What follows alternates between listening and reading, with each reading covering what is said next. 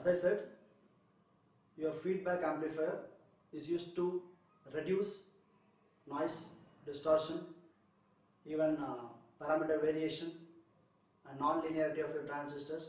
Everything can be reduced by using your feedback amplifiers.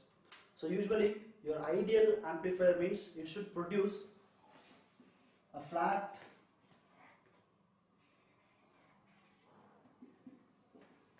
response for a larger bandwidth, but practical amplifiers cannot produce such a flat region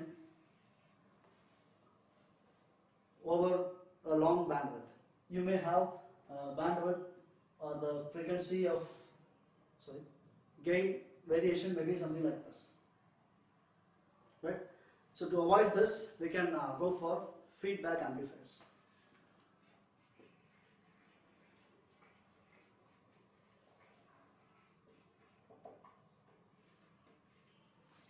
First of all, what is feedback? So feedback is nothing but a portion of output signal is fed back to the input side is what is called the feedback. And the amplifier which uses this type of feedback is what is called the feedback amplifier, right? So for example,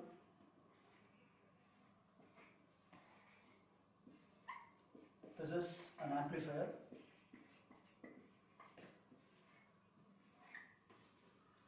and this is your input side Xi and output X0, right? So this is a normal amplifier. If I take a portion of output signal, or if I sample a portion of output signal and I apply it to the feedback network,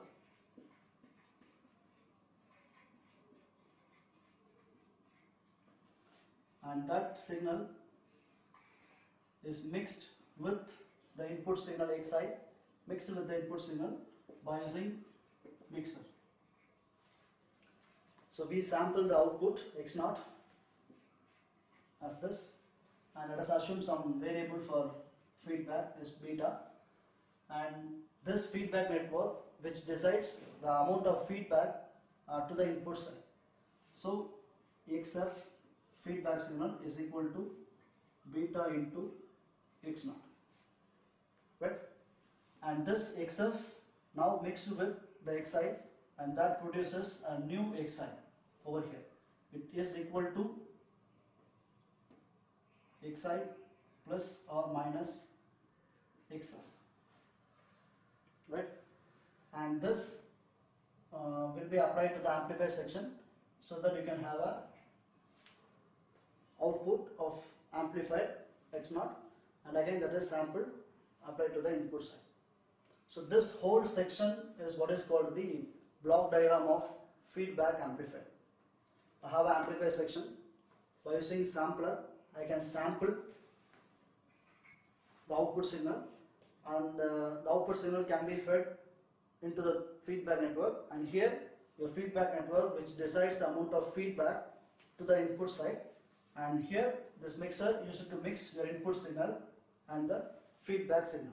As I have given here, your input signal may add or subtract with the feedback signal.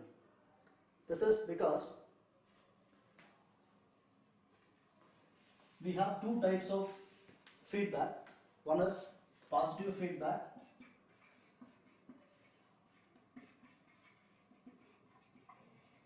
another one is negative feedback.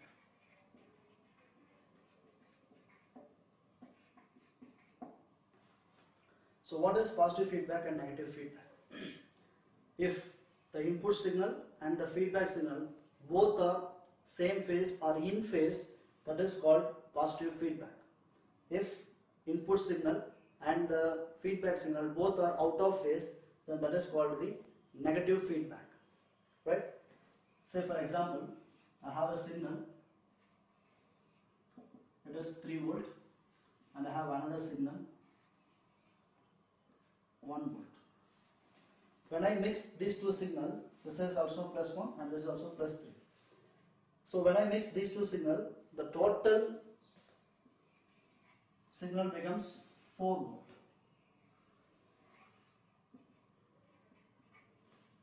Right? Because both the signals are in same phase. It starts over here, and similarly your 3 volt also starts like this.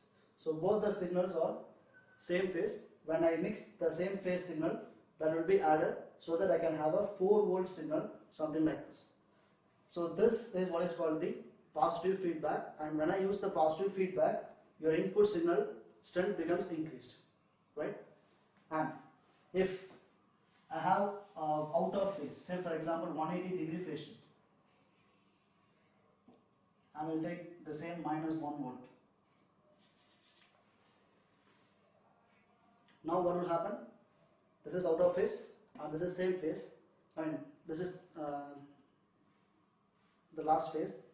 So when I mix these two signals, both are 180-degree phase shift, and this minus 1 and plus 3 is added. Now you will get input reduction.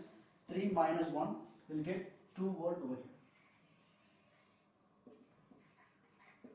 So this is what happens in the negative feedback. When I use a positive feedback, your input side signal increases. When I use negative feedback, your input side signal decreases. So once your input side signal is decreases, automatically your output side also amplification is decreased. And similarly, if I use a positive feedback, your input signal strength is increasing. So your output amplified output also will be high or increased, isn't it? So this is what happening in the positive feedback and negative feedback. That is why I have given plus or minus. So this plus represents positive feedback, and this minus represents negative feedback, right? And this is the general block diagram. So your input signal and feedback signal are mixed here, either in same phase or out of phase, and depends upon in phase or out phase, you have a change at the input side, and that will change your output also, right? And we will discuss later how your feedback used in the real circuit. But now let us have a discussion only on the general block diagrams and blocks. And as a matter of fact, we always talk about gain of an amplifier, right? So normal amplifier or open loop amplifier without feedback. So without feedback, your gain AV is equal to V0 by V in, right? So this is also called open loop gain, because open loop means there is no such a loop as a feedback, right? And because of the feedback, now your input signal is changed into Vi plus or minus Vf. So there I mentioned Xf. Xf may be voltage or current. Now I have taken only the voltage term. So V0 divided by Vi plus or minus Vf, and if it is positive feedback, your Vi and Vf gets added. If it is negative feedback, and Vi, Vf gets subtracted, right? And now let us take a positive feedback. So for positive feedback, your AV is equal to V0 divided by Va plus Vf, and here Vf is nothing but beta into V0. Beta is nothing but feedback factor, V0 is nothing but the output. So this gives you the amount of feedback should be added to the input side. Clear? This is your output and this is your feedback network, and this beta which decides how much amount of feedback voltage should be applied to the input side. So beta multiplied with V0, that brings you Vf. So you can substitute there. So AV is equal to V0 by Va plus beta into V0, and you can rearrange this equation.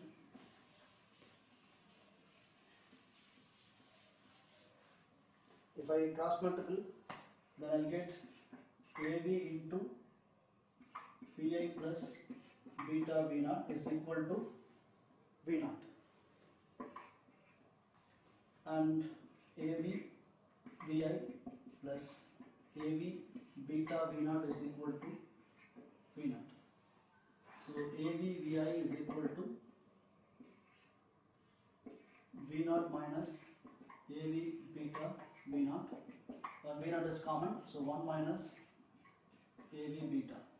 This is AV Vi. Right? Yes. Now V naught by Vi is equal to V naught by V is equal to AV by 1 minus AV beta. And this gain is because of the feedback signal which I applied over here.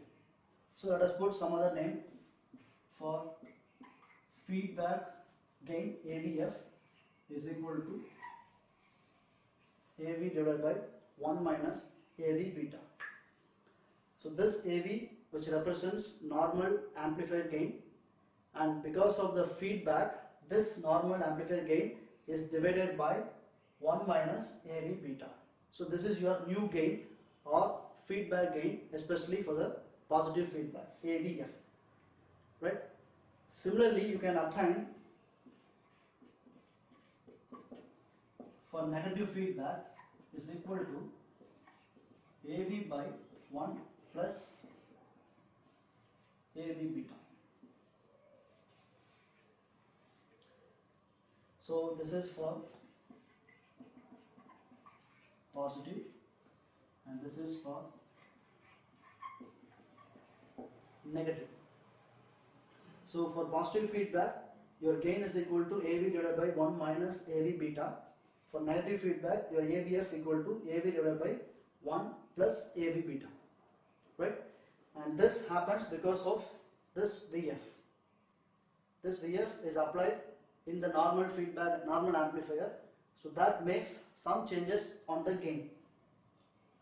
For positive feedback, we have some changes because of this term. And for negative feedback, we have some changes on the gain because of this term.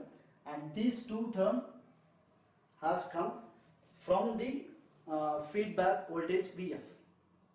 Finally, we'll get these two gain for positive and negative feedback respectively.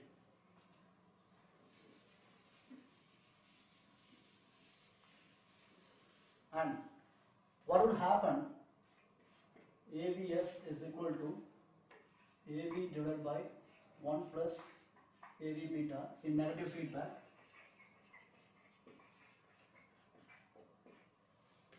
If suppose your AV beta value is much greater than 1, then what will happen? This term becomes AVF equal to AV divided by AV beta. AV gets cancelled, you will get 1 by beta. Right? So if this term is much greater than 1, then you can neglect this. So you will get AVF is equal to 1 by beta. So what I am coming to say from this, your gain of feedback amplifier, especially negative feedback amplifier, completely depends on only the beta term.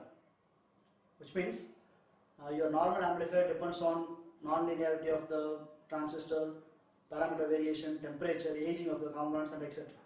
But here, your gain of feedback amplifier completely depends on only the feedback factor beta.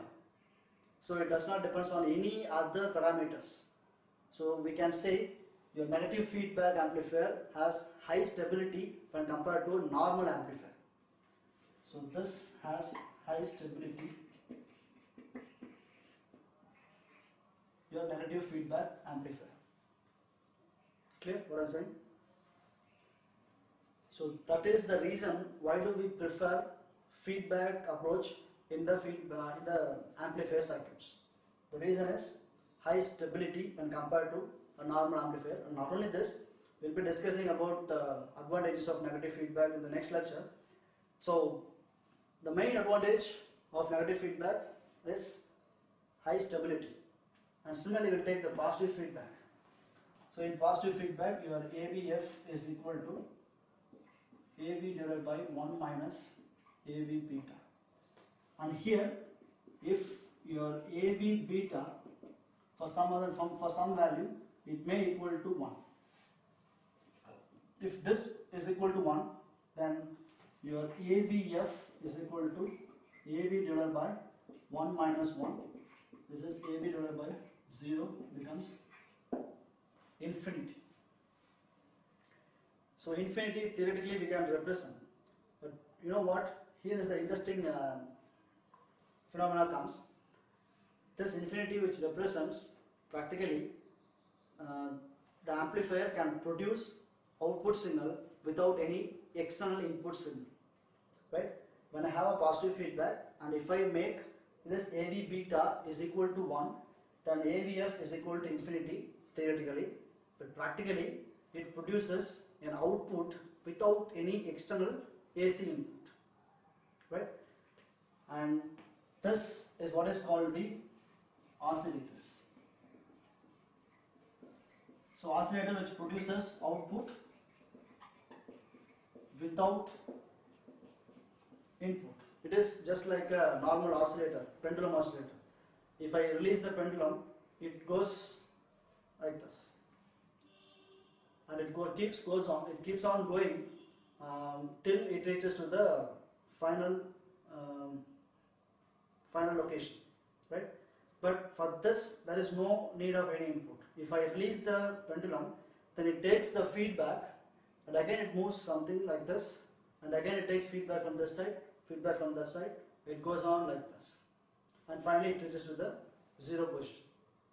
So the same principle we can use in the oscillator by using the positive feedback. So that is why we can say by using a positive feedback we can create a oscillator circuit, right? So that's all about the introduction of feedback amplifier.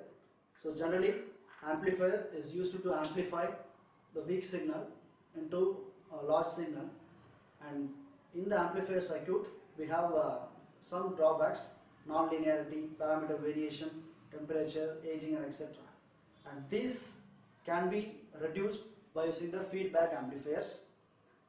So by using feedback amplifiers, your gain is completely depends on the feedback network beta. So we can say the feedback amplifier has high stability when compared to normal audio amplifier, right? And by using the positive feedback, we can make the same amplifier circuit as an oscillator but without any external input, right? So these are the two advantages of negative feedback and positive feedback, right? So for these two purposes we can go for the feedback amplifiers, and we will discuss how oscillators works and how your feedback amplifier works in the real circuit, everything in the next lecture.